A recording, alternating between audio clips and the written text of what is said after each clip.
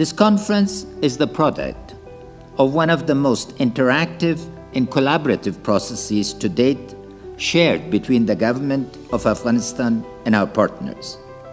Our three-pillar approach of peace, state, and market building, presented in the second Afghanistan National Peace and Development Framework, were validated and further enriched through a series of workshops with our partners in a spirit of genuine openness from both sides.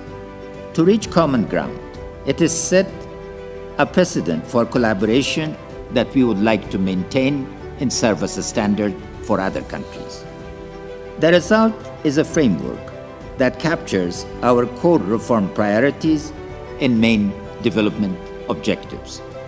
It is a plan that aligns our strategic principles, actions that are operationally measurable, and indicators that allow us to make fair judgment on progress.